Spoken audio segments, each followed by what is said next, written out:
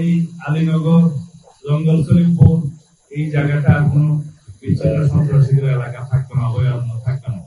এর আশেপাশে দুইটা পাহাড় টিলা শ্রেণী আছে, একটা হচ্ছে বেতুয়া আর একটা চা বাগান। এই এরিয়াতেও সন্ত্রাসীদের আনাগোনা আছে বলে আমরা জানতে পেরেছি। এখান থেকেও তাদেরকে উচ্ছেদ করা হবে। তবে সারাশি এবং যৌথ অভিযানের মাধ্যমে, পরিকল্পিত অভিযানের মাধ্যমে সারা দেশব্যাপী মাদক, সন্ত্রাস, জুয়া এবং চাঁদাবাজি এই চারটাকে আমরা অ্যাড্রেস করব অত্যন্ত গুরুত্ব সহকারে।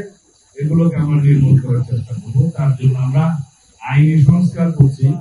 কারণ দেখা যায় 1867 সনের জুয়া আইনের মধ্যে দিয়ে জুয়াকে নিয়ন্ত্রণ করা যাচ্ছে।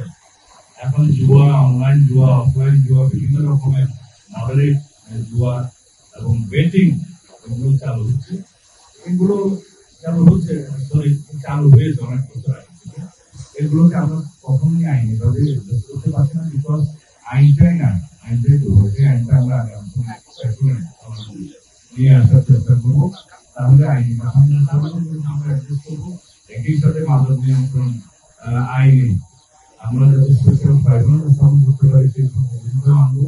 এখানে হাজার হাজার মাদক মামলা আছে যেগুলো পেন্ডিং হয়ে আছে বছরের পর বছর, সেগুলো নিয়ে করতে হবে।